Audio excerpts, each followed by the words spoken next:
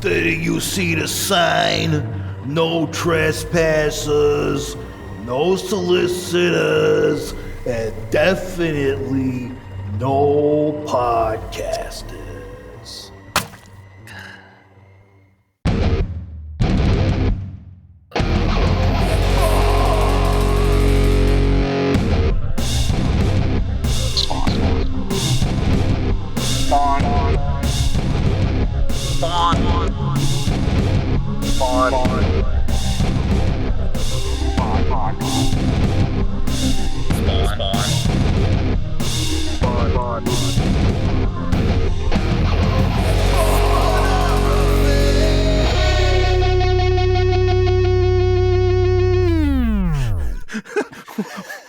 What's happening, Hellspawn? Oh my goodness. Welcome back to Spawnography. I'm one of your hosts, George Marston, pronouns they, them, or she, her. With me as always is Pierce Line, pronouns they, them. Oh boy.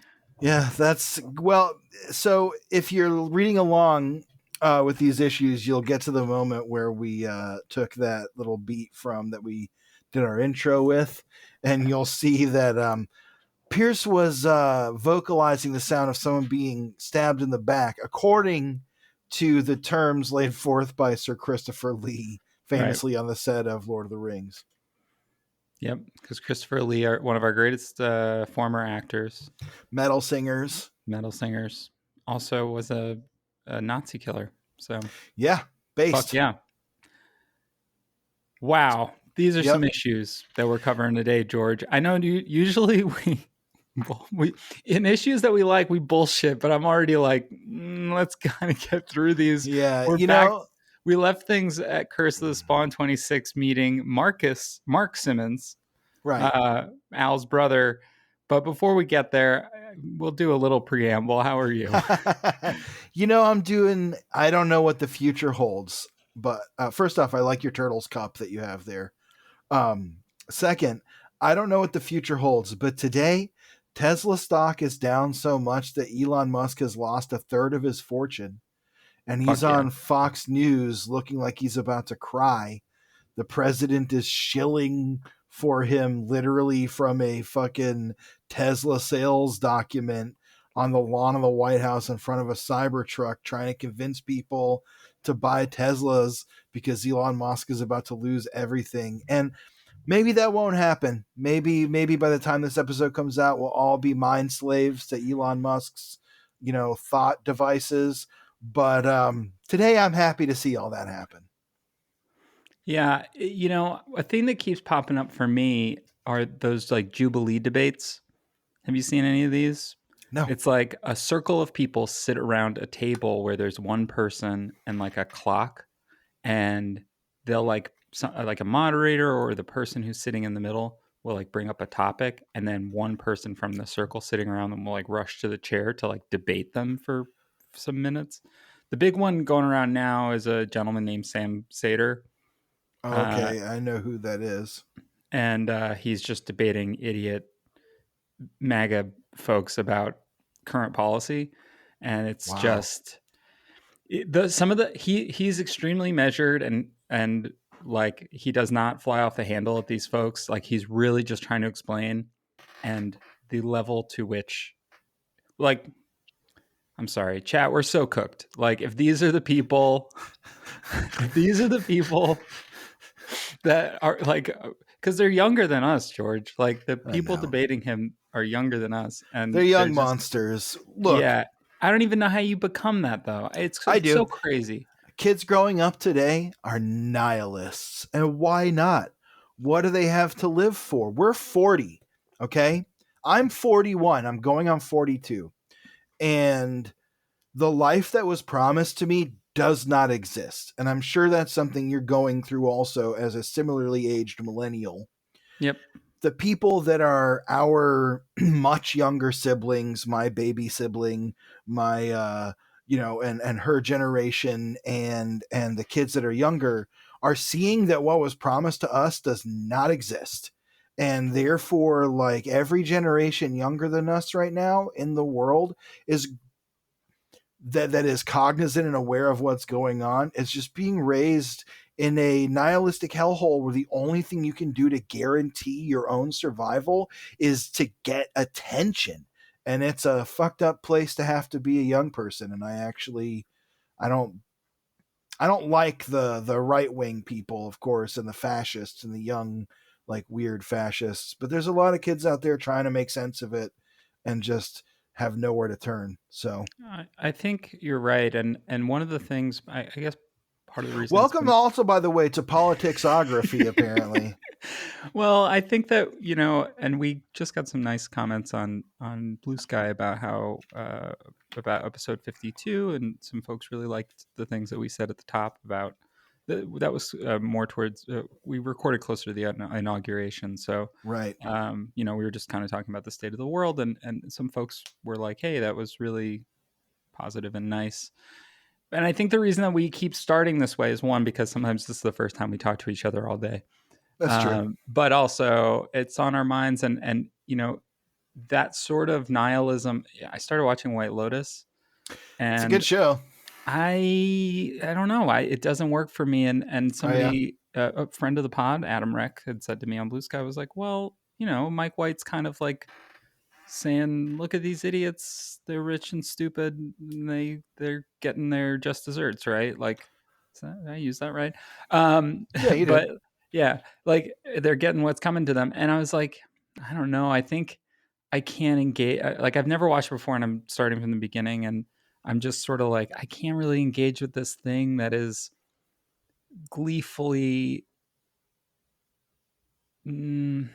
there's no empathy in it, and I'm having a Hmm. hard time locking into it because there's not a character I care about.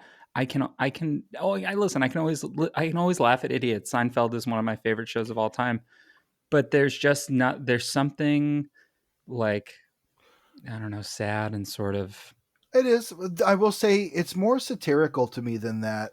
I think a lot of what it's about, in my opinion, having watched the first two seasons and what's aired of the third so far, a lot of what it's about is it's almost like Parasite to me in a way, less jarring, but kind of in the same way about class differences and about how class affects every part of people's lives. How in the first season in particular, as I recall, and especially in the second season, there's a lot of this upper class drama that's created just by their own bullshit. And it's not even just necessarily like, look at these idiots getting hurt. It's like, look at these idiots who can't speak truth to themselves or anyone else, Mm, and who are losing sight of their humanity, while the people who are, say, the servant class, the people who are working in these hotels, are kind of caught up in the wake of that and seeing the effect that the stuff the fake problems they create for themselves trickling down into real problems for the people that work for them. And it's not exactly like a feel good show, I don't think, but it is, to me, kind of absurdist. The second season in particular is very much like, wow. It also has yeah. Christopher from the Sopranos in it. Yeah, I am. He's really into guitars and like local New Jersey bands. He's Yeah, like a guy cool guy guy. we kind of like. Yeah, I think he's pretty chill seems from what seems I've heard. good. And he had a very chill character on The Sopranos that was like very cool and aspirational. Um, yeah, I'm not saying that White Lotus is a bad show. I think I'm No, just no. having I think it's just like a current thing. It's a me problem of like trying to engage with art that is. I'm trying to think of like the right way to say this, but trying to engage with art that is like seems a little bit hopeless is just not working for me, and I'm again, it's a me problem. I'm like searching for something here, Well, I don't think but that's a problem at all. I think that right now we live in a time where people are saying that empathy is the greatest disease to fucking yeah, society or it's whatever. crazy. And it's hard to look at stuff that is, again, kind of nihilist in a way, or that isn't necessarily commenting on that part of what we're experiencing, that isn't commenting on empathy from that angle. It makes it hard sometimes. Something that I've also been watching Severance. I don't know if you watch that, but it's a great show. Season 2 has been pretty good. one of the most recent episodes dealt with a character who is kind of living, I don't want to put out spoilers too hard, but who is kind of living a life that is not what they want, and who is kind of, I guess we'll say, living outside of her own will. And the episode was very empathic to me and empathetic to me towards this character, but in a tragic way, and is deeply affecting. And sometimes, art that moves that way can feel really bleak. And I hate to just keep saying another thing I watched. Recently watched in the middle of the final season of Better Call Saul for the first time. And there's a character in that who dies suddenly. And the whole episode around that and after that, me and my roommates who were watching it were just like, oh man, oh, that fucking sucks. Cause it's so bleak. And it's like, it's good writing. That's the Fly episode. Everyone talks about. The Fly dies. Right. It's the Fly. That's actually Breaking Bad, but that is the big death in Breaking Bad is the Fly. But yeah, it's just hard to watch stuff that is totally bleak or that feels like it's not focused on bringing something warmer and brighter into our lives. I think we've talked before about like Fantastic Four and Superman need to be good for our mental health. so much riding on those. Just like Warner Brothers for us, it's crazy, but it's because, we're looking for something that is a symbol of hope, things that those characters traditionally at their best times have been. And part of the reason we like those things is as symbols of optimism, of creative freedom, and of freedom from fear. And I think that's something we're all looking to feel right now. Yeah. I think that's important. I saw Nora last night. I went to the movies and saw Nora. Oh yeah. Was it any good? I didn't watch it yet. I have a screener of it. I loved it because I'm a sucker for a New York movie. And so if you set something in New York, that's going to get me going. But also, excuse me, it's a little bit of a Pretty Woman, right? Like that's sort of what the movie's doing. It is like really sad, and we can unpack like Sean Baker's proximity to sex work in pretty much all of his films. And the union stuff kind of messed me up.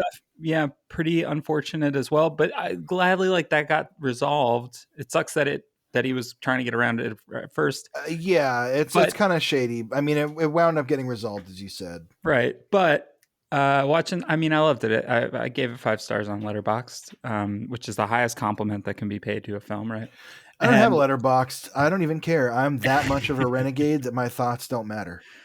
So, but I really liked it because even though it's pretty. I mean, it's sad. It's pretty affecting. I had a great time though. It's really funny, and it has a similar like class disparity thing that you're talking about with White Lotus, but I think that it was a little easier for me to lock in on Annie, on Honora, as opposed to like, I guess I work a customer service job day to day. To watch like hotel staff kind of get shit on constantly, I'm like, yeah, I'm sure that hits close to home in some ways. Really, it's a little too real, and this escape is not really an escape from my day to day. So, anyway, interestingly, that does bring us to our 2 issues today, I think. Yeah, it actually does in a lot of ways. Talk about a lack of empathy, or really anything kind of resembling bleak, artistically bleak. Yeah. Just from the sense of like, okay, when we had Rob Duenas on the show, we talked about those issues of Spawn that we had a lot of fun with. And one of the things I said at the end of the episode, the thing to me that makes a great comic is it makes me want to read another comic. You know what I mean? Not in the way of like, oh, I put that down and find something better, but like I want to keep going. It makes me want to keep going, dig deeper into the art form, read the next issue, read the next thing. Same with films. I watched Conclave the other night, and interesting film. I thought it was such a good piece of filmmaking. It made me want to watch another film, and I almost stayed up till 4 a.m. Nice. Didn't. But you know what I mean? Like it's that kind of, these comics made me want to just put comics down for the night. And that, yeah. I hate criticizing comics so deeply like this.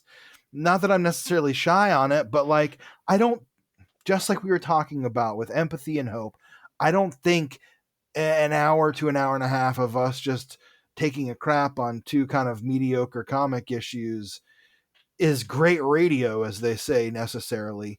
But I also think, there's times and places for it. And when we're setting forth to do some criticism, that's what we're going to get into. And, just again, I'll give a quick recap. You did it at the top, but before we get into Curse of the Spawn 27 and 28, we covered in our last episode, which I hope you've listened to, Curse of the Spawn 26.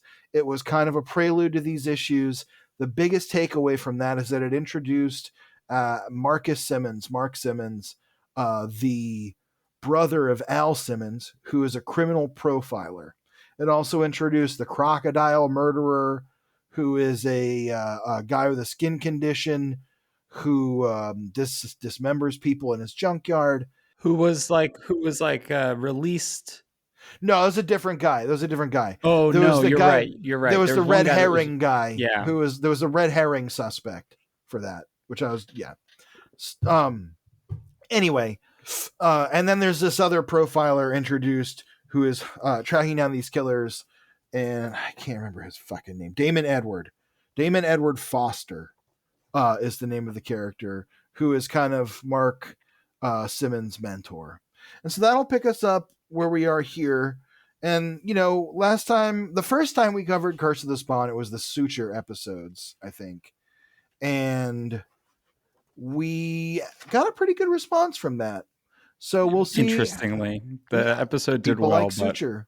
We'll see how it goes. So this is also about Suture. And you know what? I'm going to go ahead and hit you with those Spawn 27 credits. Todd McFarlane and Image Comics presents Ghosts. Story by Alan McElroy. Pencils by Clayton Crain. Interesting. Inks by Chance Wolfe, Todd McFarlane, with a special thanks to Jonathan Glapian. Copy editor and lettering, Tom Warzakowski. Color, Todd Broker and Mark Nicholas. Dedicated to Charlene Wolfe, who I assume is a relation to Chance Wolfe. Mm-hmm. Cool. Well, we're going to open with Damon Edward Foster pinning some things to a wall. He's in his, I guess, his apartment, but he's got his computer. He's kind of got the Charlie Kelly like yarn board thing. Yeah. And he's the pursuit of human chaos made flesh has become an all-encompassing, all-consuming obsession. He is tracking the movements of Suture. Suture, what is there to say about Suture? Suture, if you can't recall or don't remember or didn't hear that episode, is a young woman who was dismembered and sewed back together and became the killer of serial killers. Kind of a Dexter-esque, like Sally the Ragdoll from Nightmare Before Christmas meets Dexter, basically. And here in these issues, we've got this profiler who's tracking who this kind of urban legend figure at this point. One thing I want to say right off the bat, the script in these issues is so overdone. It's so overwrought. You know how in Kevin Smith movies, every character has the same voice? They all talk like Kevin Smith writing dialogue. Yeah. Which works better for some characters more than others, but. Well, in these issues, to me, every character talks like like they are dictating Spawn scripts. You know what I mean? Yeah. Like they talk like they're dictating these word balloons. And there's just so much like high-handed language, so much prose so purple that it's shockingly, it's just, you know what I'm saying? You've read it too. There's a lot in the narration also that like you said, it's just kind of overwrought. It slows the pace of the book down. After we meet Damon Edward Foster, we're going to go kind of right into a dream, a flashback, a nightmare, as the narration tells us, of Marc Simmons and his son and his wife and Yeah, it's kind of the opposite of what happened to Al Simmons, where Al died and his family is still alive. Marc Simmons' family was murdered because he's a federal officer, right. according to the Nightmare flashback. He lost his son Tyrone and his son Trey and his wife Yvonne. My brain Switched them mushed them both together. Yep. But yeah, he wakes up screaming that it's his fault, and he'll find who did it. He swears on his soul. Before we keep moving, well, how do you like that as like a setup for Marc Simmons? Is it like too conveniently the opposite? I think it's interesting because I think it kind of okay. Spoiler alert: these two issues will be the last we see of Marc Simmons for quite some time. Yeah, and I don't know what's going to happen with him because, as we often say, while I know some things just by proxy, I'm not reading ahead. The duality of it to me suggests that there is like something about the Simmons family. Like Marc Simmons could also be some kind of potential pawn in the war between heaven and hell, like the other side of the coin somehow. And I think that's interesting. I think that feels like maybe not necessarily what's even being hinted at, but maybe what's possible when you read this. I also think that because that's not going to be a thing for God knows how long, if ever, it doesn't really do anything necessarily for me. Reserve judgment until we meet Mark again in issue like 171. Right. Like I said, for me right now, it just feels like a possibility. It's not bad. The scene of him and Wanda getting together and her apologizing to him, which is next up. That's what happens next. He and Wanda have coffee. Wanda apologizes for not being there for his family's funeral. She was deep in grief. It was only a year ago, we find out. So it's also something that happened in the time that Alice Ben Spawn, which also, again, hints to me at the potential for some bigger story there down the road. And, like you just told me, reserve judgment. So we'll see what happens there in God knows how long. Two like more volumes or so. Yeah. But yeah, as he's meeting with Wanda, the Foster there is, the profiler is just spying on them, taking pictures. And he stops Simmons, who gets in a cab getting away from Wanda with his FBI badge, and immediately Marc Simmons recognizes him. Damon Foster, the profiler's profiler. Never a serial killer you went after that you didn't catch, the true manhunter, but then you up and quit. No explanation. There's the story. Did you catch the cab, the name of the cab? The Insanity Cab? Yeah, it's a Crazy Taxi. Yes. Great game. Man, that was a fun game to play in the arcade. Hard as fuck on Xbox or whatever it was at the time. PlayStation 1, probably. Dreamcast, baby. Because there's a save I never game. even had a Dreamcast. Wow. I must have been playing it at a friend's house. Anyway, yeah. They have a conversation. Here, Foster reveals to Simmons what we as the readers already know, which is that the suspect, the red herring suspect, is not the crocodile killer. But Foster knows who the actual guy is, Travis Quinn, the crocodile, who and where he is. Again, also know who that is. And basically, Mark says, okay, I buy it because I know you're the best. So what do you want with me? And he says, I'll show you, and takes him to this place that is, I guess, is it where Suture was created? I think it's unclear to me if it's like where she was created or if it's just like where she's hung out a few times. Because there's the rag dolls and stuff there. Yeah, I guess it is. Yeah, so I think it's where it's the remnants of where she was created.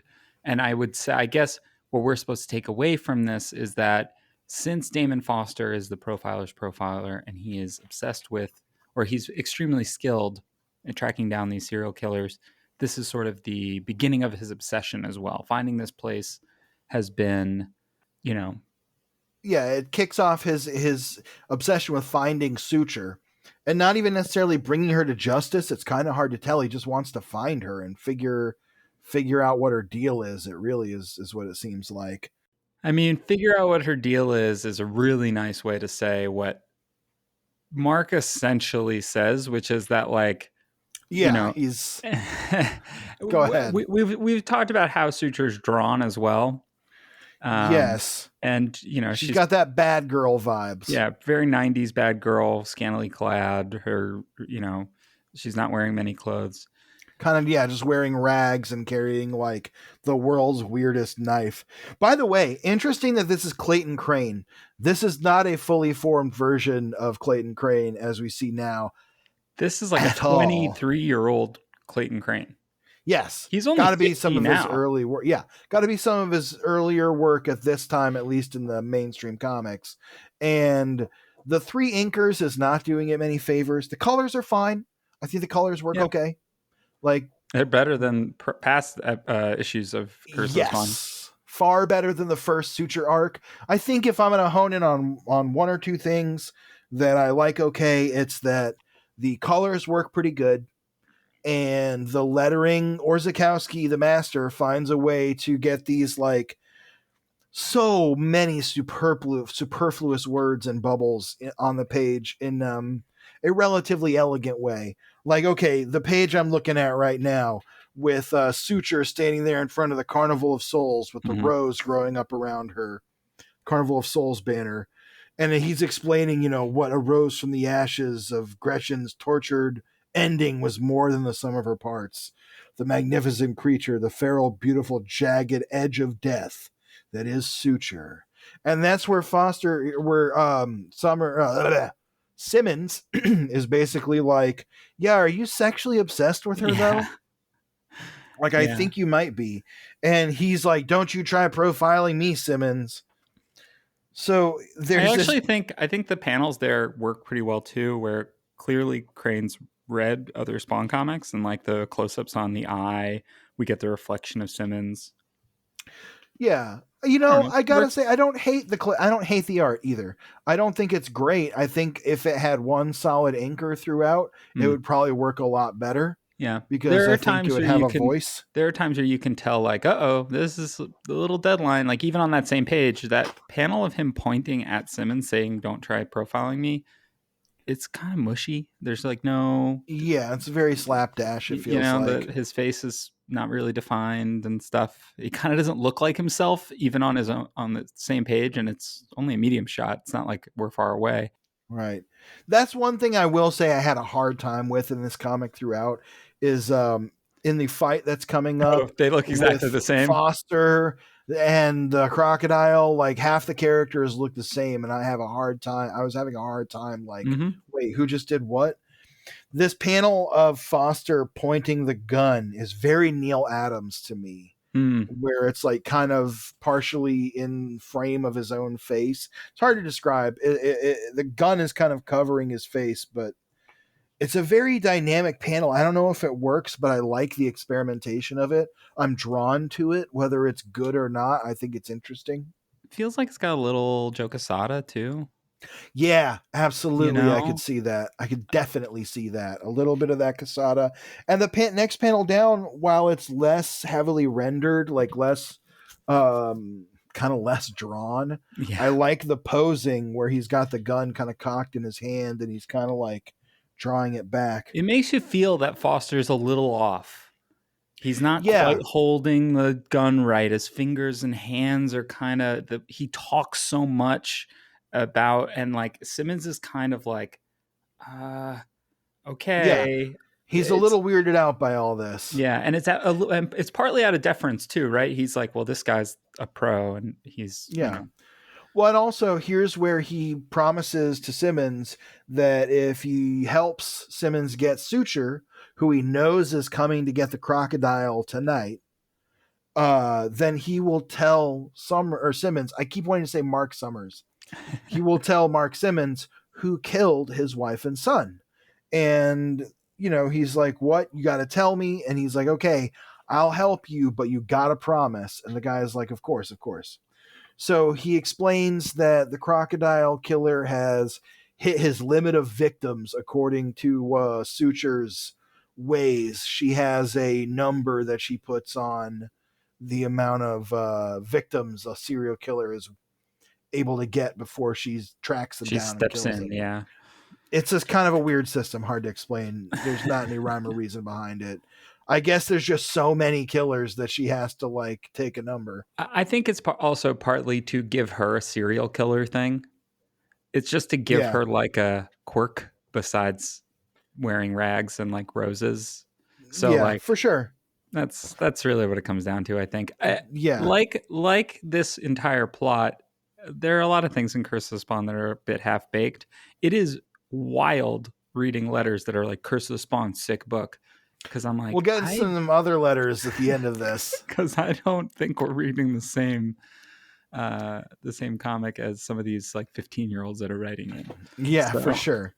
Well, when I was 15, I thought that first Suture issue, or I had like the climactic issue from that. I thought it was sick house. I was like, this fucking rules when I was like 14 or whatever when it came out.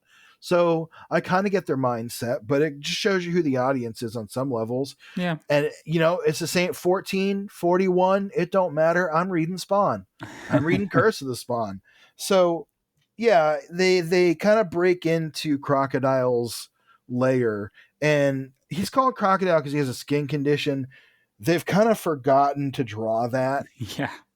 Or they are not totally sure what it's supposed to look like because it wasn't really clear the first time, like in the last issue either. So, it is what it is. He just kind of looks like a big guy with like goggles. But yeah, and through the whole time they're breaking into the Crocodile's lair, Foster is just giving this long monologue. I'm fascinated by Suture's ability to read a killer's mind. It's as if she knows when he or she, what about they, is about to commit the definitive act, the thing that most defines their existence as a serial killer. Whether it's the act of actually killing, the joy of disposing of the remains, or the process that leads up to victim acquisition, Suture always strikes killers when the killers are at their most vulnerable, when their serotonin and endorphin levels are peaking with ecstasy. That's their weakest moment. That's interesting. Well, I will say, that little bit there where he talks about like the different kind of killers is fairly accurate. I mean, at least to a school of profiling serial killer thought where there's really three kinds. There's process killers. That's like my cat Amaretto, who when we play with the toy, she catches it as fast as she can so she can gnaw on it and kick at it and scratch it. And then there's that's a product killer. And then there's the process killers like my cat Lane, who want to chase it, and as soon as they catch it, she lets it go because she's all about the pursuit. And then there's a hybrid where it's sometimes both. I like my cat analogy. But anyway, that is an actual school of thought where it's like some killers are about the pursuit, some killers are about what happens after. That kind of leads me to my thoughts about Alan McElroy now that we've read a handful of his comics and we've watched the Spawn show, right? There's something procedural and template-y about some Curse of the Spawn. I mean, I know we said this before, but these issues also, they feel like a Law and Order episode. Yeah. That's just kind of what they are. They just kind of like, and here's the crazy profiler who's got this like crazy obsession. You can see where this, I guess the serial killer nature of it makes me think of Dexter also. Yeah, of course, it's the killer hunting killers, which is not, just Dexter's not the only thing that invented that. I think those books were coming out around this time. And also, I'm just really thinking about it in terms of like this, in terms of Alan McElroy's background being film and TV as opposed to comics. There's a lot of stuff in here that's like very TV to me that is not very comics. And the monologue stuff is, you can probably get that across in like a 45-second scene, but in a comic book, that talking head doesn't really work visually in the same way, right? The pacing is different. Yeah. That's often a thing with comics that you kind of have to like accept, is that the pacing of dialogue and action are very intertwined, but sometimes kind of stretch back and forth just because of, there's only so many panels on a page. I do like that McElroy used a lot of thought balloons. Yeah. Well, there's a point in the next issue where Does get a little, also there's gets a very overwrought. stupid point in the next issue with it Sure. where There's a lot of we'll stupid get stuff in the to. next issue that we'll get to. Yes. And stupid's a nice way to say it. Yeah. So, well, the other thing is about like the prose and the way he writes, it feels very early Spawn to me in a lot of ways. Like Sometimes. there are times throughout the history of Todd McFarlane scripting Spawn where he gets very wordy and he gets very like poetic with his analogies and digging deep into the darkness of the soil of the worms of we kind of had our little memes about that through that era. And like I think that's some of McElroy trying to like fit that tone. It just doesn't always work, and he crams a lot of dialogue in people's mouths. And it's just I don't know. The story isn't that interesting. What happens next is that Foster gets like fucking Splorched. splorched. What a great sound effect for what happens, which is Foster getting stabbed through the stomach by a jagged pipe. Yep. At the same time, Summers, my God. Simmons is like trying to figure out what's going on. He's trying to get him to surrender. He kind of like is like, I got a job for you, which is Yeah. crazy. I think he's referring to Suture, of course. Yeah, I know, but still, like I took that as him maybe trying to talk him, like distract him or something, maybe. But I don't know. It's hard to understand. We haven't been with Simmons for long enough to really know anything about him, so other than exactly. It's hard to tell what he's doing. His leg gets trapped under an engine block that Crocodile drops from the ceiling. There's a lot of very muddy storytelling here through these next couple pages where again Foster and Crocodile, who are even wearing similar shaped eyewear through a lot of this, have similar the same hair color, same haircut. It's hard to tell who's hacking at who, because then suddenly Crocodile's arms get cut off as he's about to cut off Foster's arms, and this is how Suture arrives. Gotta say, I do kind of like some of the panels of Clayton Crain drawing Suture. I will point out another one in the next issue that I like, but I like this one here where she's more like crouched up and spidery than like sexually posed. It's a little less cheesecake. She doesn't have her ass to the viewer or something like that. You know what I mean? It felt like the last time we saw her, or the first time when we were introduced to her, she's like extremely sexualized for almost no reason. And here it feels, again, she's still wearing rags, but at least she's like in a fighting pose. It seems more. Yeah, she's a little more horror movie monster. Yeah, it's a lot less like lurid. I do like this bit here where Crocodile is screaming, "Let me out, let me out," and trying to open the door with no hands. Pretty good. Bloody stumps. And then his head gets chopped in half. Which I thought was Foster for a second. So did I. I couldn't figure it out. Again, because they look exactly the same from that specific portion of their head, from the lower jaw, like the upper mandible to like the top of their head, is exactly where they look the most specifically exactly alike. Not great design choices. Here we see Foster at the end of that page, though. He says, "Suture, look at me, see me, I love you." And she just doesn't even fucking look at him, doesn't give him the time of day. I like that bit, actually. I like that she's just like, who fucking cares what you think? Who are you? Yeah. You're dead. And Simmons is begging with him, forget about her. Tell me who butchered my family. And Foster just goes, I've got nothing left. And dies before telling Simmons anything. And, we catch up with Simmons sitting in an ambulance drinking coffee. Sam and Twitch are there. Yeah, Sam and Twitch are there, kind of in the background. He says, Foster, all those years hunting killers, living inside their minds, trying to see through their eyes. Then one day he falls in love with one, a killer who hunts other killers, hunts her down, searching for something that's missing inside his own life, behind his own eyes, and she doesn't even notice him. What are we looking for out there? The truth? Answers? Foster was my hero when I was at Quantico. I wanted to be just like him. Maybe I already am. Which that's my favorite bit of writing, I think, in the whole thing. Yeah. Just him reflecting on it. As you said, that is very much feels like the monologue that goes over the denouement of the episode, where Yeah. he's like writing the police report. Or you remember Doogie Howser? How every episode ends with him like writing his journal. Feels like that. The fucking weirdest thing is next. Oh, I guess I see what happened. Never mind. I was going to say what's weird is at the end of the issue, there's the splash page of the crocodile all strung up, but he's got his hands and his head back on. I see now that Suture sewed him back together. Yeah, yes. pretty good. It's pretty good. Also, although I will say to end this way does feel like, hey, remember that cool time that we did this to Billy Kincaid at the end of an issue? Like it feels like a deliberate callback to that. And I would argue that the story is not good enough to earn it. Yeah, I mean, it's not great. But that will bring us to Curse of the Spawn 28, the second part of the Return of Suture. On the cover, it says Return of Suture Part 2.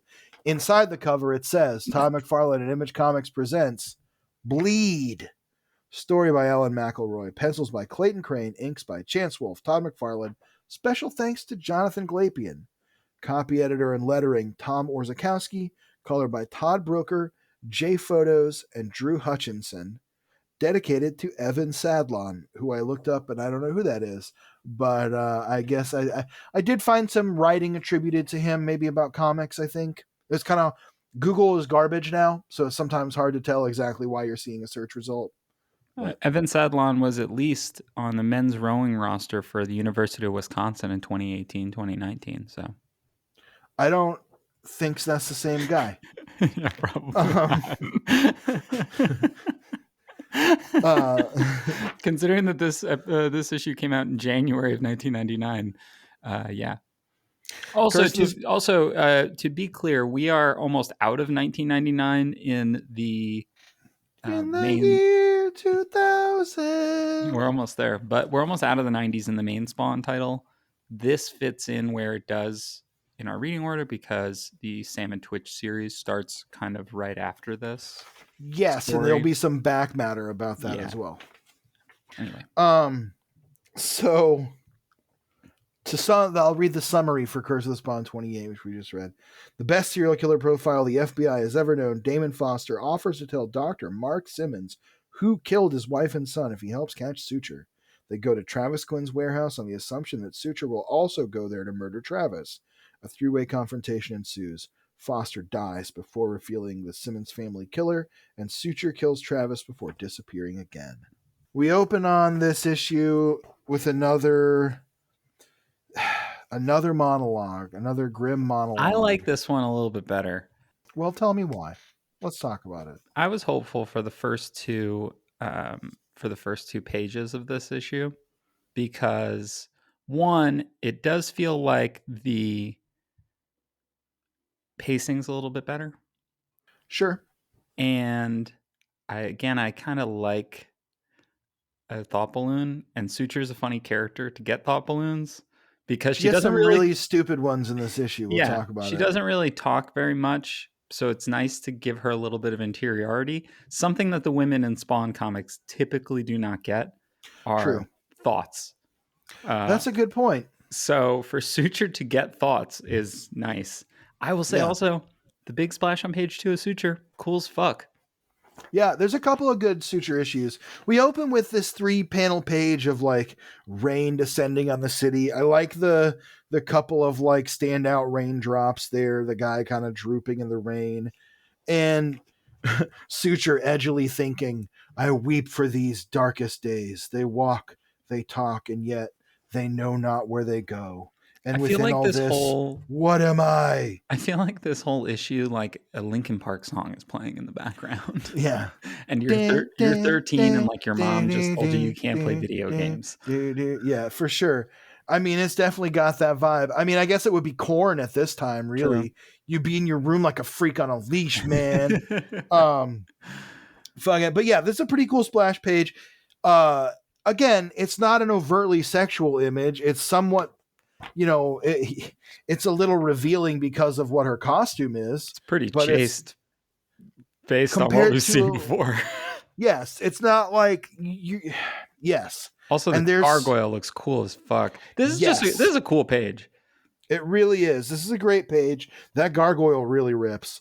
The inking on that is fucking great. That looks like a boy. That has to be a Chance Wolf page. Yeah. I think. She's just contemplating to herself that her hands are stained with blood. But is this an answer? Is this a life? And the next page is where we get my favorite panel of Suture in the whole two-parter. The very top of her crouching on top of the gargoyle in the gargoyle pose. It's almost that like Milo Manara like rage bait Almost, yeah. like Frank Cho pose, but it's not. It's more like gargoyle-y and spidery, and it's more like she's about to spring into action than she's about to like present. Yeah, you know? absolutely. And actually the page is really cool in general because then she's haunted by the memory of these like police officers that killed her, I believe. Yeah. That attacked her. Well, they did worse than just kill her. Yeah.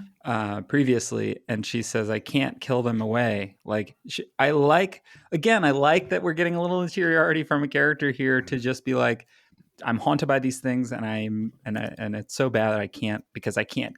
I kill these killers because there's something that I can actually touch, and I cannot kill these nightmares that I have. And it's a strong opening. It I'll works. agree. It really works. Also, really works as a counterpoint to Al Simmons, right? To Spawn. Wish there was more, but we're gonna cut to Dr. Ian Sanders, who has got a beautiful wife, an exquisite seaside home on Long Island, multiple degrees in psychiatry and psychotherapy from Johns Hopkins and Columbia. I used to smoke weed with Johnny Hopkins. He's got a national call-in radio show. His words soothe the minds of millions. So he's a Dr. Phil type, but on the radio. I'm more of a Dr. Laura in this era, I think, would be a good comparison. A Fraser Crane, if you will. There you go. There we go. A Fraser Crane.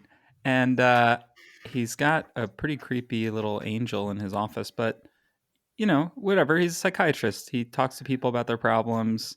He calls his wife, says he's coming home, he's driving home, he's running a little late. He'll see her soon. And but he's a skeleton keeper for our age. Where do the skeleton keepers keep their skeletons? I think calling a therapist a skeleton keeper is kind of interesting. I actually kind of like that a little bit. There's better scripting here, and I'm not really sure why that Alan McElroy was like actually gonna deliver something a little bit better. Maybe it's that he just didn't have a lot to say about the crocodile killer, and that feels possible. It feels like he also honestly not that great at pacing the story this way. True. I agree. We just hard cut out of Suture to a totally different character on a totally different day. And it's unclear what's going on at first. He's going to a storage unit. Yeah, he's going to the storage unit, and it says, where do they bury the demons we foist upon them? So basically saying like, well, we tell our problems to these people. What do they do with them? What do they do with the trauma that we sort of unload on them, which I'm pretty sure is not how therapists work, but that's okay. This is how my therapist is actually a robot that I just pour trauma into, and then he shoots it into space. Oh, okay. No, I have an incredibly great therapist. What's crazy about this issue is that this happened to a friend of mine. Yeah, their therapist. I mean. Oh wow. Yeah. That's crazy. Was there Dr. Hannibal Lecter? Because that's really what the archetype is here, is the psychiatrist with the like sick mind, It feels like Alan McElroy saw a couple movies this week. And the movies... It seems like everybody's kind of watching the same couple movies in a lot of these Spawn issues, let's be honest. Todd McFarlane hires you have to watch 7. And then you have to watch Silence of the Lambs. And then... you have to put him in a comic. Speaking of Silence of the Lambs. Yep. We get a page here. Now, he's saying to someone, hello, my darlings. I hope I wasn't away for too long. If I was, I deeply apologize. We turn the page and we get a splash page of Dr. Ian Sanders holding the head of a woman in a jar, clad in lingerie, very feminine lingerie. Yep. It's got like a Now, garter belt situation going on, stockings, I lipstick. physically fucking like This sucks. face palmed. Yeah. I was like out loud, what the fuck, when I turned to this. A long time ago on this, I think when we were talking about all the way back in the Billy Kincaid episode, which I think was our second episode, maybe our third, but Second or third, yeah. all that time ago, we talked about the concept of trans panic and the concept of villainizing trans people and villainizing and pathologizing the idea of someone who openly identifies as a man or who society sees as a man secretly wearing women's clothing or traditionally feminine women's clothing as a sign that they are sick in the fucking head. Yeah. And it's usually coupled with something like this, where he's holding a woman's head in a jar. Honestly, a very similar scene to that Billy Kincaid thing. And, you know, it's just a trend that lasted throughout the entire 90s and kind of is still a thing today, deep in the back of the minds of like, look at the conservative backlash against trans people. Yeah. Part of the reason that works on people is because they have this shit in their heads. And I unequivocally hate this. I hate that this was written. I hate that this was drawn. I hate that this was put in a comic. I know a lot of the time we talk about, you got to view it through the lens of the time, give it a little bit of leeway, a little bit of grace for the fact that these are not necessarily political views of the creators. These are storytelling tools that were seen as okay to apply liberally at the time. I fucking hate this. I fucking hate this stereotype. I hate seeing it. It is just anathema to me. And I don't hate seeing a male character put on feminine clothing in a personal moment. It's not that. I want to be very clear. It's not the drawing of a man or a person known to be a man identifying as a man wearing feminine undergarments. That doesn't bother me. It's the context that he does it because he cuts off women's head or while he's committing murder. Right. Part of his insanity is wearing women's underwear. And I mean, that's even a thing in Seven. There's a point where Brad Pitt says, like, you know, when you're dancing around in your grandma's panties, smearing yourself with peanut butter, the roots of it go deep. I mean, a lot of it, the reason that it's so associated with killers in so many ways, there are a lot of reasons, but one of the biggest pop culture reasons is, of course, Ed Gein. We could get into all of that and all the misunderstanding around Ed Gein, even his own inability to understand himself. That's a huge, that real life story, which I don't necessarily need to get into here, is a huge influence on the story of Buffalo Bill in Silence of the Lambs, very specifically. That is a movie that takes great care, whether it's effective or not. You can agree or disagree, and I know many trans people have very differing and widely varying opinions on the quality and the moral quality of that film because of his portrayal of Buffalo Bill. But in the movie, they take great care to say he's not trans. He's someone who is looking for a different type of identity. He's not a transgender person. He's not a transsexual. Right. Or not a true transsexual. Again, that's also its own level of pathologizing of what being trans is. And to me, you know, I tend to think that being trans can be identified as much through gender euphoria as dysphoria. So I don't necessarily want to pathologize it, but that's just a straight line into this kind of shit where someone just goes like, yeah, that'll make him look fucking crazy. Yeah. And I think that the problem with something, I to be clear, for listeners, because I know that you and I have definitely talked about Silence of the Lambs. I like Silence of the Lambs quite a bit. And I think the reason that I love that movie. It's one of my favorite movies. That movie rules. That's a movie that, like, I think I saw as like a teenager. I was like, oh, I don't know how I feel about this. Then I watched it again as an adult and I was like, oh, it's just like 5-star film. Like, everything about this is great, from the performances to the writing to the pacing.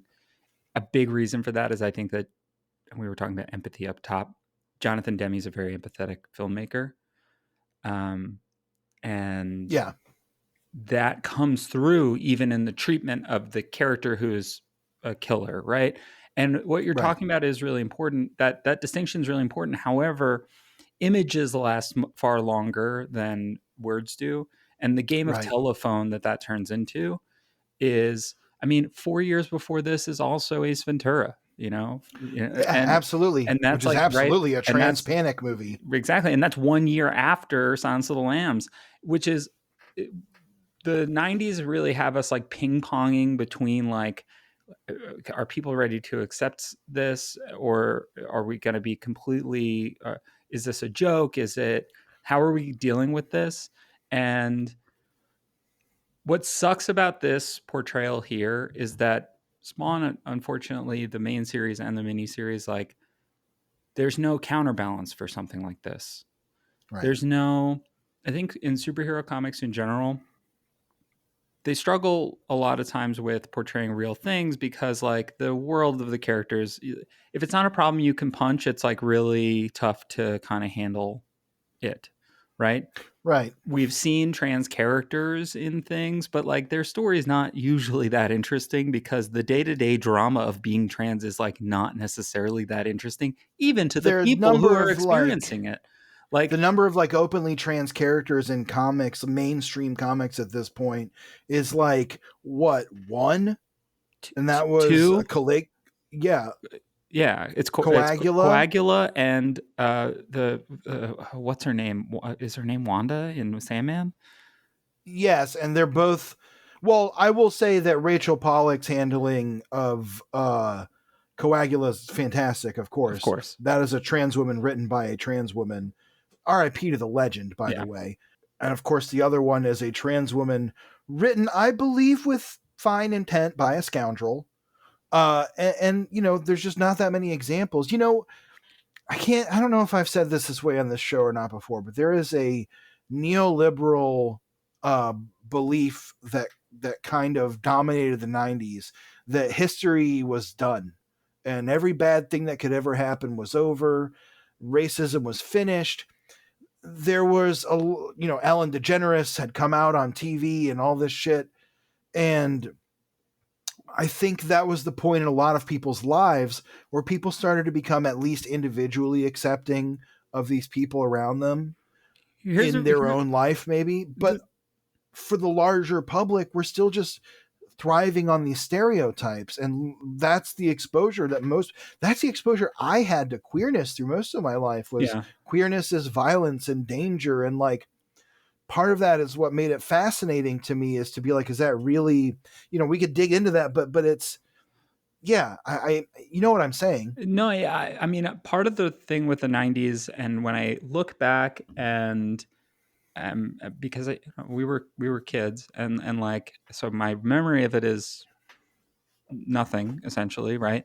But one of the things that I kind of go back to is I'm like, oh, there was an interesting like mainstreaming of queerness, it seems, in the 90s, where even typically conservative folks were just sort of like, well, the economy is good, so this is fine. Like this can't be a problem because my day-to-day life is mostly fine. And I'm not saying that people weren't still bigots and that terrible things didn't still happen, and that being queer was like suddenly like a-okay. However, I do think that, and I'm right now I'm reading Reign of Terror by Spencer Ackerman, and I do think that like 9/11 becomes this point of like, oh, it's cool. It's going to be very, very beneficial to other people again, because look, like, this is what happens when when we let other people in, and we're still seeing the repercussions of this thing that happened 25 years ago to this day. But I think like the reason that people look back at the 90s with like rose-colored glasses and go like, man, everything was like great back then, was because like it wasn't perfect, but it did seem better We were still coming out of the Reagan years and coming out of the AIDS epidemic. Like it looked like things were turning a corner to. Well, the average person was benefiting a lot more from capitalism and from US imperialism at the time. Mm-hmm. it hadn't quite started eating its own tail yet. And, you know, there's a social shift. And I think that we're getting far afield here. And That's I kind of okay. don't really care because the comic's not that interesting from here on out. It actually gets really weird and kind of stupid. We'll get back to it in a second. There's a demarcation to me where things like Black people being more a part and welcomed into higher echelons of society, queer people starting to be more openly acceptable, a wider acceptance of immigrants among people. Here's the thing. Up until about like 15 years ago or so, that was on a trajectory of all that stuff is now stuff that we have to look at in our day-to-day life through the eyes of conservatives and bigots. Mm-hmm. All that stuff is now stuff we have to look at in our day-to-day life, but I still get to turn on the TV and fucking laugh at those people. My reality is still governed by the fact that if I want to tell a joke about a gay person, no one's going to stop me, and that gay person can't say shit. And that's why they hate woke and woke scolds and stuff so much, because it's telling them now it's the next stage of that level of like acceptance, that you have to be okay with these people. You have to be okay with other people in your life. You can't just turn your back. You can't just say like, yeah, whatever, turn your back on them and hope that someone else is still looking. You know what I'm saying? Yeah. I think it's just they have lost the plot and lost the outlet. You know, to bring it back to the Jubilee thing I was talking about at the top as well, like to watch this woman who's probably Gen Z, I think, say, what's the problem with xenophobic nationalism? Like, and be serious. Like, that was a real question that she had. Right? Because there is this got to take care of our own type thing that like permeates. And I think it is a little bit what you were talking about, the nihilism of just like, well, I can't worry about anybody else. I have to just worry about me. And that's something that I've really come up against with even my own peers, our peers, people our own age who are just like, well, everything's fucked. So like, might as well just, I can't affect anything. I can't. And I think, I think that having empathy sometimes means that, yeah, you do get paralyzed. I know it happens to me all the time where you do get paralyzed by just like, fuck, I can't do anything and I cannot affect seemingly anything. And like things seem extremely pointless. And wow, we've gotten very far afield, but we have. But this is all, I'm going to bring it back. This is all to say that, you know, every little thing that kind of comes out in the media, it is affecting in a little way, right? The joke, the small bit of on the positive side, a small bit of acceptance, right? So even seeing something like this comic portraying this man as a clown, essentially, right? That's right. What it's being made out to be, is that Dr. Ian Sanders is a clown for feeling this way. He does not get any interiority here. No. Like Suture does earlier. And this is not something that is treated with care by the comic. It doesn't take the care that even Silence of the Lambs takes to explain a little bit of what's going on. This is shock value, because to just have another killer who doesn't have a hook, is boring, right? And so like this is like the cheap thrill. Well, and it even takes more from Silence of the Lambs, because if you remember in Silence of the Lambs, Dr. Hannibal Lecter tells Agent Starling where to find the storage unit that has one of that leads to one of Lecter's victims or something like that. Yeah. I'm sorry. That leads to one of Buffalo Bill's victims. It doesn't fucking matter. Yeah. It's a storage unit full of buckets with heads in it, just like this. It's just another cheap cliche stolen from a better and more artful film that, while it may not grapple and reckon with the things, it may grapple and reckon with the same things in a similar way. It at least provides an outlet and a counterpoint to that It's not just shock value. Here, what happens is Dr. Saunders, uh, Suture kidnaps him, takes him to her den, which I guess is the place where we saw at the beginning of this whole arc. I don't think it's the same one, but I don't fucking know. He basically, it's another abandoned warehouse type place. And she says, look, I know who you've killed. I know what you've done, and I can kill you anytime. But I want you to cure me and figure out what's wrong with me psychologically. You have one night. And he's like, I can't do that. But then, she says, try, damn you. Here's where the thought bubbles get fucking stupid to me. They are thought bubbles recapping things that have happened in the time between the last scene and this one. They would work so much better as interior captions for her, but we've not been given that before. Yeah. She's talking to him and she's thinking to herself, it was hard at first, then it came faster and faster. The life and times of Gretchen Culver. I told him about myself more than I thought I ever knew. A torrent of memories, powerful and frightening. And it goes on like that, where it's this, it just doesn't work. Here, it takes a shift in, like, it's a mismatch in the timing that we're seeing and her thinking back on what we're seeing, and it just doesn't work to me. Yeah, and in between all this, he does try to, like, free himself by attacking her, and she just is like, shut up, and, like, knocks him out again. And he does fall back into the role, like, he's like, all right, if this is what we're going to do, this is what we're going to do. And it gets into this very basic psychoanalysis that's like, your parents, as Gretchen Culver, never let you be who you wanted to be, and now finally as Suture, you've taken control. Which, like, yep, that is definitely the most basic version of this arc, and also that is fucking stupid writing. I have to say, I have been in therapy for a long time. I have done a lot of work with multiple therapists, multiple avenues of mental health.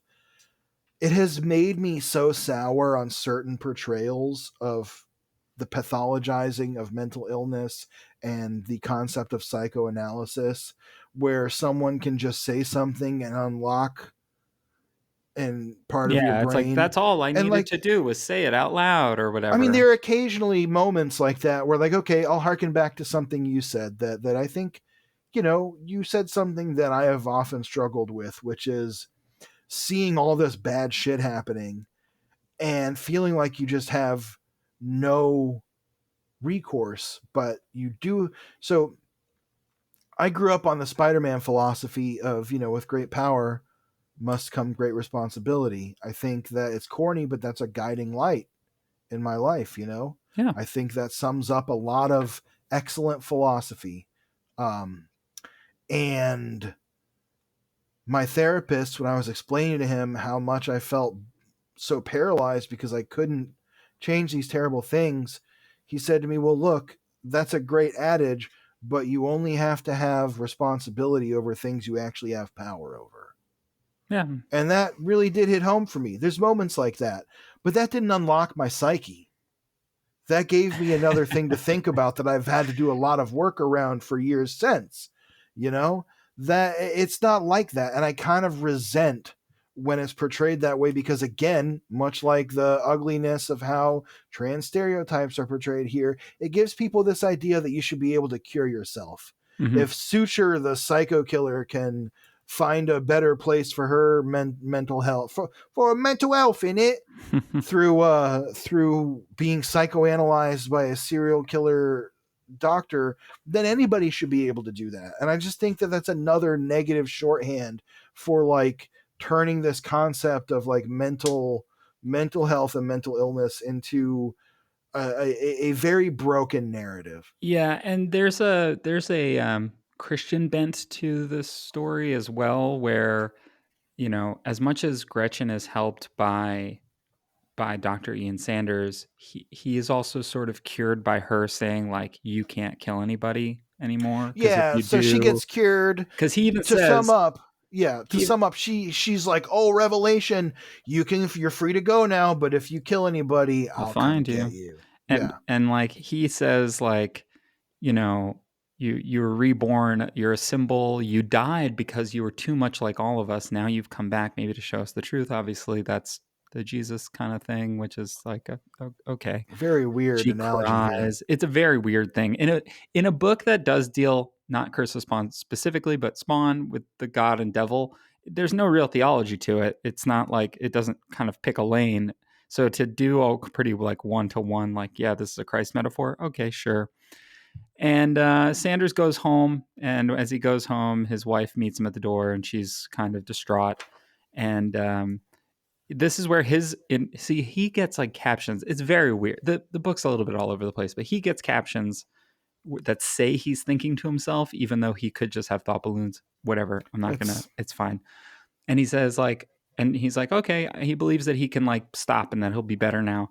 And the cops are already there because they found his car at the storage unit. Presumably it was left open when Suture took him away to her lair. So he's been caught.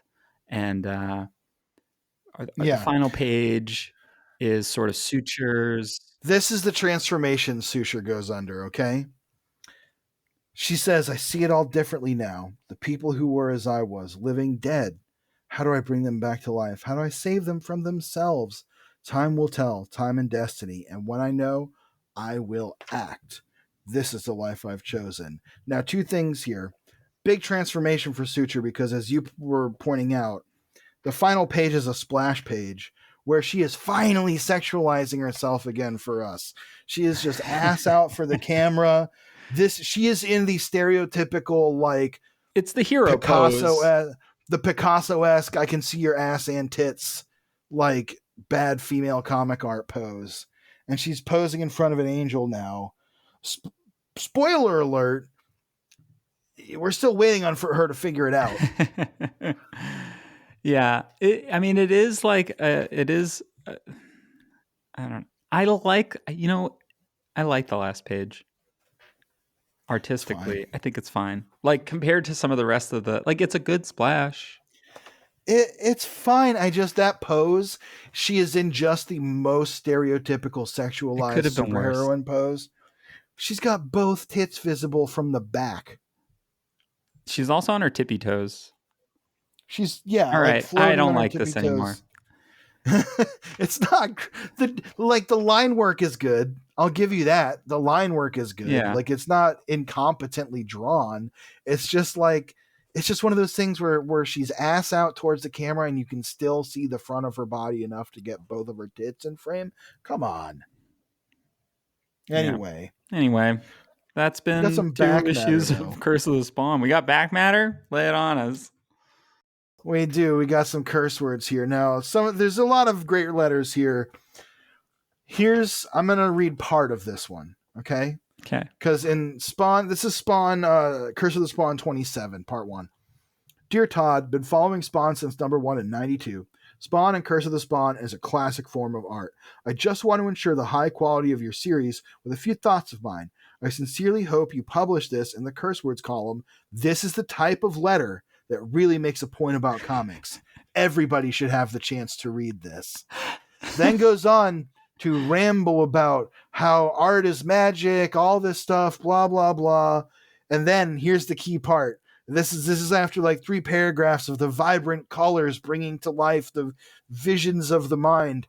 In today's media-enhanced society, everybody naturally falls into the understanding of what the public says. If society found and refined rules at one point along the timeline, the government, our natural predecessors, absorbed the information and spread it into the center of society. Marijuana is a perfect example of that. I read that line, and there's still 8 to 12 more paragraphs. There's a lot more about like the magic of art. Art is the most profound thing in the world. It's derived from from the unlimited possibilities of life. I read that and I was like, that is the most, I'm high and I have to write this letter. Especially that opening paragraph of like, people need the chance to read what I just wrote. Is the most high thought anyone has ever had. And Todd says, and you're very insightful. That's from Corey Euling in Kansas City, Missouri. And he says, Todd just says, I appreciate your thoughts. The definition, blah, blah, blah. It's just a very like, art is magic kind of response. The next letter says, Dear Todd, the reason I don't read Curse of the Spawn is because of what the storyline may consist of. Todd at one point had earlier asked, why do or don't you read Spawn spinoffs? Yeah. He says, if the plot concerns monsters, aliens, and humans clashing with each other, I probably won't buy the book. Spawn already has all of that.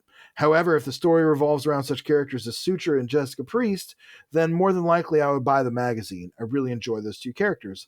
Another two I'd like to see more of are Sam Burke and Twitch Williams. I'd like to see these two deal more and more with the dark side of human nature, and not so much with monsters and what have you. Well, thank you for listening to me. Fine letter. I read this for two reasons. Well, three. It's short. 2, sincerely yours, Melvin Lawhorn from Tuscaloosa, Alabama, which is the most I'm from Tuscaloosa, Alabama name that's ever happened. And then Todd here reveals what is about to happen with Curse of the Spawn.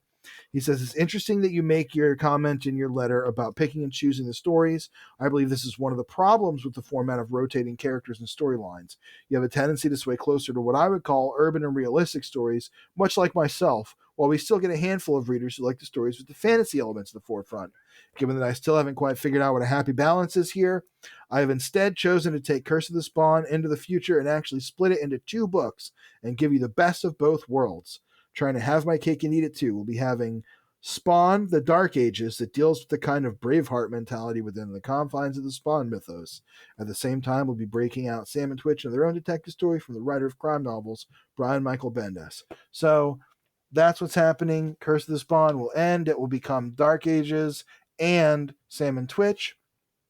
Let's see here. There's the whole thing about he wants more Spawn and Spawn books. Todd says something about, Ozzy Osbourne. Oh, yeah, Ozzy Osbourne has a new kind of monster thriller book, which will be based on Cygor, as he has yet to be presented in the comic book. It will be a revamping of him in a more Frankenstein feel. Did Ozzy Osbourne ever write a Cygor comic? That would be sick. Anyway, I doubt it happened. I don't think so. Then we have some back matter in... Where is this shit? There's a lot of back matter in these comics that is not what we're looking for. It's like a whole interview on the Metal Gear Solid figures. Those were pretty cool. Pretty kick-ass figures at the time. Okay. Dear Mr. McFarlane, I've been with the Curse of the Spawn since the first issue, and I think that it is the greatest comic. It was the first comic I ever purchased in my life. I just got done reading issue 22, and I thought it was great. As a matter of fact, I thought it was the bomb. I have a couple questions about Curse of the Spawn on issue 1-14. The title on the cover was like the original comic book Spawn. Now it has changed to a regular print with the A halfway cut, as you can kind of see on the cover here. Mm-hmm. It's very similar. Why did you change it, and will that title ever come back? Because that was what attracted me to the comic book. My last question is, will you ever have a special edition issue of Curse of the Spawn? If so, when? If not, why not? Thank you, Sanjeev Bali, Reno, Nevada. Basically, Todd says, yeah, we're canceling Curse of the Spawn, but before we do that, we're doing an annual. This guy really likes the way they portray serial killers. He says, just like the Barnum and Bailey Circus, you have freaks with names that describe their abnormalities, and the same goes for Crocodile, a nickname that describes his sickening skin disorder. People can become very hateful of other people who are considered not normal, and the people who have taunted Crocodile, it only stands to reason why he's now filled with rage. After reading Curse of the Spawn 26, the image of the serial killer known as the Unknown Soldier placing a hand grenade into the hostage's mouth definitely gave me some chills. This guy is worse than Hannibal, quote-unquote, the cannibal Lecter. I must also commend Dwayne Turner for his incredible penciling. I love the details. Also, a salute to Alan McElroy for delivering such a dramatic, powerful story. Sincerely yours, Paul Dell Roberts, Sacramento, California. And Todd basically says, isn't that interesting how comics happen? I have a question, and I'm pretty sure I've said this before. Do these people read anything that's not a comic book? A lot of these letters are like, man, your comic really looks like the shadows on Plato's cave.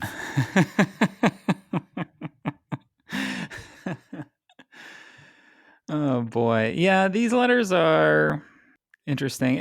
It's funny that Todd takes the time to respond to so many of them, and that also a lot of the letter writers tend to be concerned with each other. Like I feel like a lot of the letters are commenting on other letters, which I think is kind of fun, right? In a pre the internet being as ubiquitous, the letters columns is where I guess you could battle it out with somebody, which is like, you know, that's fun. It's quaint, but This guy's mad that Todd isn't writing and drawing everything anymore. Pretty typical response. He says it feels like a ripoff to have another creative team come onto the title. You know, whatever. That's really it. There's just another guy responding to a letter that that a kid. If you remember, we talked about it. It was a letter where the kid's dad was like, "There's too much devil stuff and swearing." And the guy's like, "Well, I'm a Christian and I like this comic and I have to defend it a lot. So don't great. stop making me have to do that, I guess." Yeah, and that's really it. We kind of got through everything interesting in those. There are 4 types of letters. It is, Todd, I'm mad that you're not writing and drawing the book anymore. Todd, I'm mad that I can't find your toys. Todd, everything you do is awesome and is the craziest thing I've ever seen in my life. And the 4th thing is, Todd, I'm 13 years old, and here's a lot of thoughts that I have, and I'm going to write them to you. Thank you for having the balls to listen to an edgy 15-year-old. Yeah, exactly. And also, you should make toys of corn. Yeah, exactly. Like, So. yeah, definitely. Well, they do mention the Grammy nomination that they got for directing the Korn video. Great. Oh, I'm sorry. No, not for that. For Pearl Jam. Oh. For Do the Evolution. Yes. The nomination is for Best Short Form Music Video category in the first annual Grammy Awards. It has already received more than 40 international awards. Well, any final thoughts, George, on these 2 issues of Curse of the Spawn and the Return of Suture, parts 1 and 2?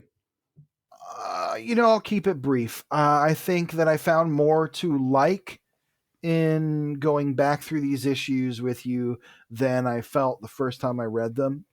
That said, there was also a lot of stuff that I profoundly disliked that my dislike did not get better as we went through this. That shit with the cross-dressing as a short form for insanity and the mental health stuff, really hated it even more this time. And talking about it, obviously I think our listeners will be able to tell how passionate we are about what that is, feels like us reading it now.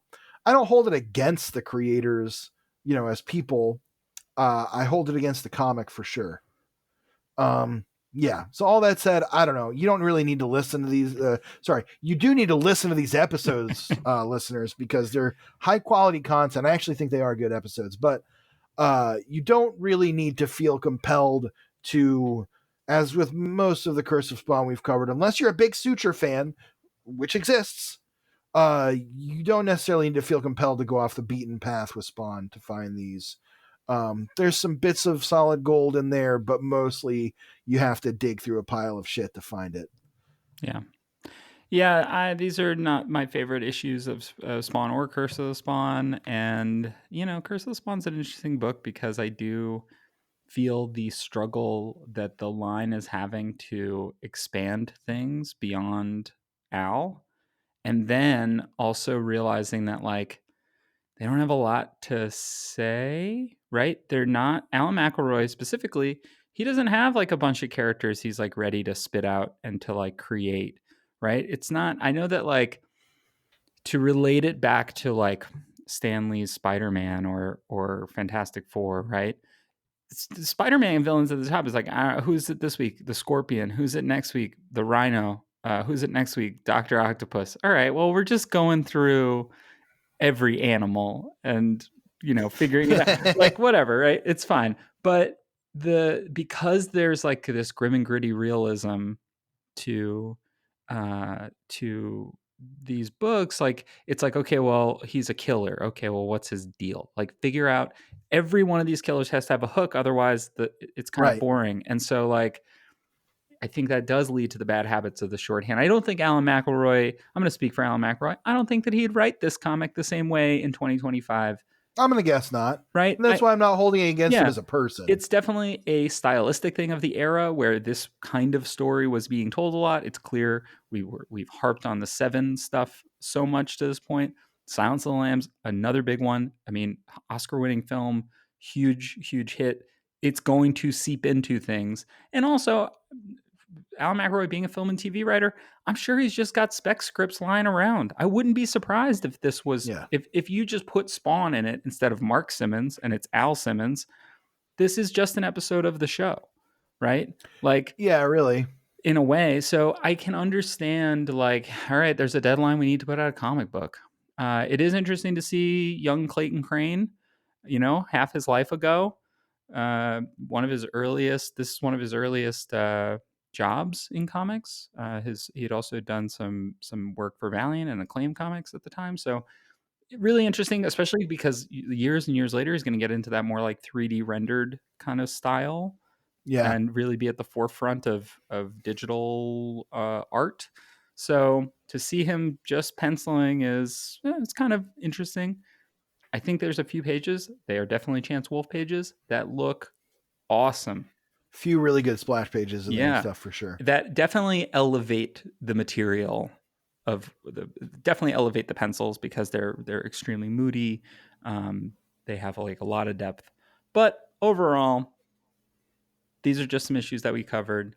We are not planning to cover Sam and Twitch, but we're going to maybe cover some of it. I'm working on it. We're back to regular flavor Spawn next episode with Spawn number 88 and 89, Seasons of Change and The Devil You Know. And I'll be happy to get back to Al. It does feel like it's been a minute since we've gotten to check in on him. So, and a lot of things take place between like this stuff all happened between 87 and 88.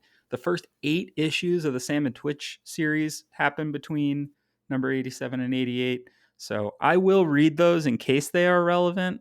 And I'll pepper that into the next episode. But yeah. Anyway, if you like the show, you want to rate, review, subscribe, we'd really appreciate it. Speaking of rating, reviewing, and subscribing, we did get a really, really nice review from Extremely Uncanny on Apple Podcasts that says, excellent retrospective on Spawn. Discovered Spawnography last summer through another podcast that I listened to, and I've been hooked ever since. Well worth a listen for anyone curious about the longest running American independent comic. So, hey, thanks so much. And congrats to Extremely Uncanny for winning our 50 episode giveaway. Hey, how about that? Yeah. Welcome to the Spawn Community. Yeah. Welcome to the Spawn Community. And that should be, you should have that issue 16, 9.4 graded CGC by the time you hear this. So I hope it's made it to you safely, but thanks so much for everybody that entered that little fun giveaway. We'll do more of those in the future, but yeah, rate, review, subscribe, Apple Podcasts, Spotify, Google Podcasts, wherever you listen to your podcasts. You can send us an email at spawnographypod@gmail.com, or you can find us on the internet at various places at either Spawnography or at Spawnographypod. Thank you so much for listening. And George, did I forget anything in that outro? Well, we didn't do any recommendations yet. Oh shit, you're right. Yeah, what's your recommendation for this week, Pierce? My recommendation for this week is all of the Joan Micklin movies are on Criterion, and I really recommend Between the Lines, starring Jeff Goldblum and a lot of other folks as basically newspaper people whose newspaper gets bought by a bigger company and they want a raise because they can't live on $75. And Jeff Goldblum is the rock critic, and it's very fun, very, very fun. How about you, George? I'll just go ahead and recommend Therapy. Hell yeah. We were talking about it earlier. Sincerely, if you have any means to find someone to talk to, a counselor, therapist, psychologist, anything like that, it's so worth it. It's so worth it. If you have a community resource, find it and reach out. A lot of people have misconceptions about what good therapy looks like. For me, it looks like my therapist helping me navigate things and asking me questions that help me find deeper things about myself for myself, not telling me what to do or what to think about myself. So, just Therapy. I fucking recommend therapy for everybody, even if you don't think you need it. Just be careful on what that might do to your therapist. Could turn them into some for sort of killer. So serial killer. Yeah, exactly. If you're too traumatized. Well, yeah. Right. But great. Well, Yep. George, for Todd so loved the world. He gave his only begotten spawn. See you later, Hellspawn. Spawn!